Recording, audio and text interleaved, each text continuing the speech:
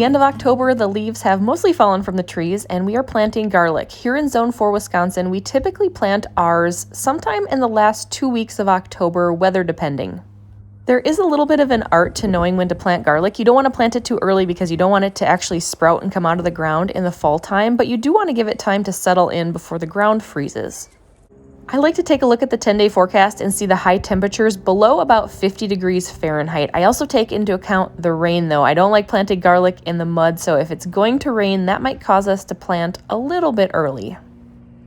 And to get started, Carl's going to prep the ground first. This is some old leftover plants from the summer garden that he's going to pull out and then till up a little patch of ground here that the garlic is going to go into. And while he does that, I'm going to go inside and get started pulling some garlic bulbs apart.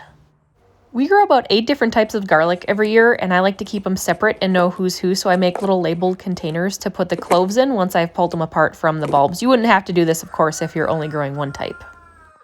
When picking out garlic to plant, you want the biggest bulbs possible. Actually, you want the biggest everything possible. You want the biggest cloves from the biggest bulbs. So I start by going through all of our saved garlic and picking out which ones look the nicest. I like this one because it has 4 cloves compared to something like this one that only has 3. So I'm probably not going to plant this one that only has 3 because I want the biggest best. And depending on the variety and the type, you may have anywhere from 3 to 8 cloves or possibly more if it's softneck type. The next step is to separate the cloves, and one thing I like to do is use my fingernail to break the paper skin around each clove so that they're easier to separate. I also think this helps make it less likely that you'll rip the paper skin right off the clove. And then once you've done that, you can just break them apart. It does take a little bit of force, and you want to be forceful but still gentle while you're doing this. The goal is to separate them while keeping the skin intact around each of the cloves. And by the way, this is hardneck garlic. You can tell because it has this hard central stalk. We actually plant both hardneck and softneck garlic here in the north, and I'll show you some softneck in a minute. And I'm just going to keep working through this garlic until I have all the cloves I need for planting. And if you aren't familiar with garlic terminology, a clove is what I'm separating here. Each one of these is a clove. Collectively together, the big white thing is a bulb of garlic. One clove, each clove will grow into an entire bulb of garlic. If you're working with hardneck garlic, it's almost inevitable that you will rip the skin off at least 1 or 2 of the cloves while you're separating them, and it's up to you whether or not you want to plant that one. I have seen some sources say it's okay to, and some sources say not to. Personally, I choose not to. I have plenty of garlic here that I'll just put that one in the eating pile instead. But if I didn't have a lot of garlic, I probably would choose to plant that one. This particular bulb had 5 cloves in it. One of them is kind of just a little accessory small clove off to the side, and I'm not going to plant that one. It is significantly smaller than all the others, and it really is best to plant only the biggest and the best. So that one gets put in the eating pile too. Now this is softneck garlic, and you can see how different it is than the hardneck garlic. This softneck has a lot of cloves, but they're much smaller, where the hardneck on the left here has only a few cloves, but they're huge. And as far as cooking and using in the kitchen, the hardneck is so much nicer to work with. I'd rather cut one big clove than have to peel and deal with all of these small cloves.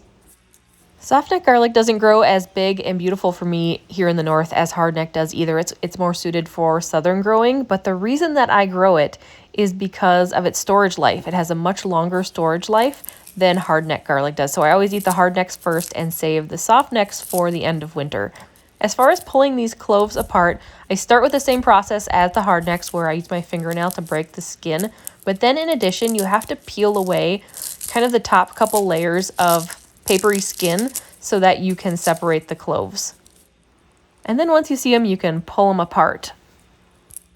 And pulling apart garlic cloves for planting is definitely more difficult than pulling them apart for, say, when you're going to cook with them. Because if I'm going to cook with them, I don't care if I kind of damage it or damage the skin. But for planting, I'm trying to be as careful as I can so that I keep it all intact. Sometimes, and I notice this pretty much only with the softneck types, I get some really oddballs here. So these were trying to grow like a second bulb up the stalk, which I don't want. I do not want these genetics at all. So if I have any that are weird like the 2 on the left, I'm not going to take cloves from those. I'm only going to take them from the best. Here's Here's another type of soft nut garlic that just did not do well in my garden this year. It does not love growing in my northern climate all that much, so these are pretty small, especially if you compare them to some of the hardnecks I was showing you earlier. Still, I am going to plant some of these because I want to keep the varieties. I plant and save all my own garlic seed every year and just plant from my own stash. If you need to buy garlic seed, I'd recommend looking for a company that is close in location to where you live, and I would not recommend planting garlic from a grocery store. I've got all the garlic ready, and Carl almost has the garden ready. We have an in-ground kind of old-fashioned style garden where we do till, and so he's just finishing up tilling the rows. We are doing 6 10-foot rows of garlic this year, which is about how many we usually plant. I know a lot of people will soak their garlic cloves in various things before planting, but I never do that. It's also best to prepare your cloves as close to planting time as possible. And would you look at the difference between the size of the hardneck versus the softneck garlic that I grow? It's no wonder I grow mostly hardneck. As far as the actual planting goes, there are a ton of different ways to plant a garden and to plant garlic. This is how we like to do it. Carl starts by hoeing a row and just takes the hoe up and down the row to create a big furrow.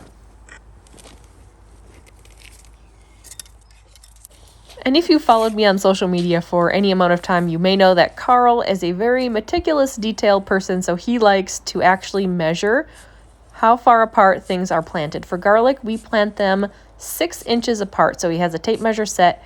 He's going down and using a shovel, just kind of the tip of the shovel, to make little divots in the furrow about 6 inches apart.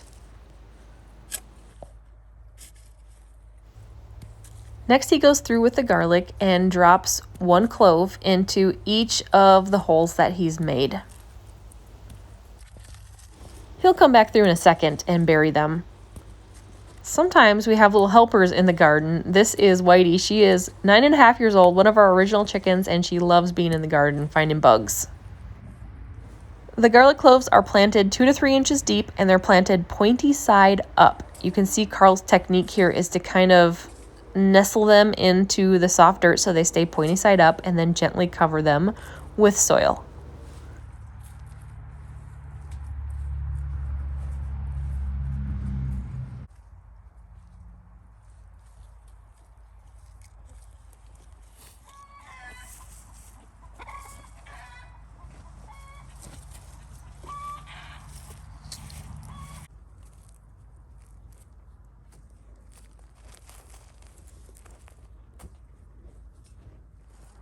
The next step for us is to cover the rows with straw. You wouldn't have to do this right away after planting, but you do want to get the straw on them before the ground starts to freeze. We like to do it right after planting just so we can have the garlic planting project wrapped up and check it off of our busy fall to-do list. And the straw serves 2 main purposes. Number 1, it helps insulate the top few inches of the ground, which is especially important in the fall and also in the spring when the temperatures are kind of freezing and thawing, which can heave the garlic cloves out of the ground. This prevents that. And number 2, it suppresses the weeds. You can see here we're putting on a pretty thick layer of fluffy straw, about 8 to 10 inches worth, and this will keep all of the weeds down. Of course, we'll leave this straw on all fall, all winter, and spring and summer. This stays on the whole life of the garlic as it's growing, and it does a great job of keeping all the weeds down. We almost never have to weed the garlic at all the whole season, which is awesome because garlic is kind of a pain in the butt to weed. And a word of caution, anytime you're bringing something like straw mulch into your garden, you want to make sure that it's from a reputable source and that it doesn't have a lot of seeds in it and that it wasn't sprayed with anything you wouldn't want in your garden. I know it's really common, at least where we are, for straw to be sprayed with Roundup, so we have to go out of our way to make sure that we're getting really clean, organic straw. And hay is generally not a good choice for mulching garlic with because it has a lot of seeds in it and it also breaks down quicker. You can use deciduous leaves, but if you're going to do that, they need to be broken up first. If you use whole leaf mulch, the little baby garlic sprouts will have kind of a hard time breaking through it in the spring.